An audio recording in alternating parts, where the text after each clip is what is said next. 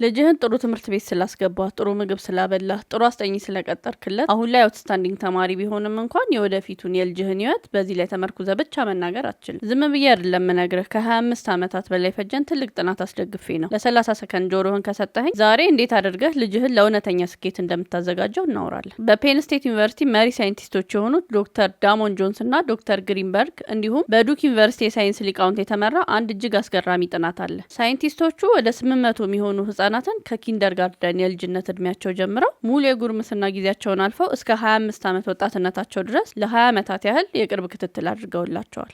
So we set out to see if we could assess, if we could actually gauge these relationships at a very young age, which is why we looked at kindergarten age, predicting these long-term outcomes. So you looked at you basically compared what you saw when these children were very young with how they were doing as adults, and you saw a direct connection.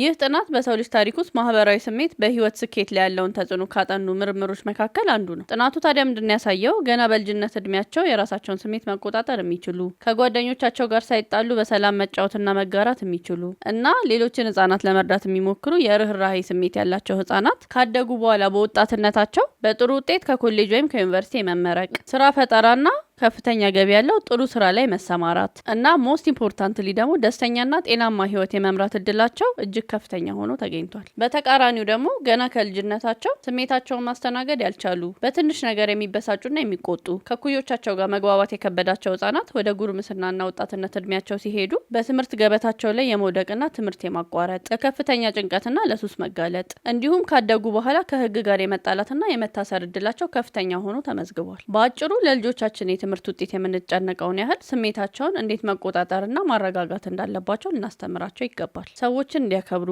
በትዕግስት መራመድን እንዲለምዱ እና የተቸገረ እንዲረዱ፣ ካላቸው ላይ ማካፈልን እንዲለምዱ ልናግዛቸው ግድ ይለናል። የነገው ትልቅና ስኬታማ ሰው የሚገነባው በዛሬው ትንሽ ልጅ ስሜትና ስነ ልቦና ውስጥ ነው። ልጅሽን ማህበራዊ ስሜትን አስተምሪው።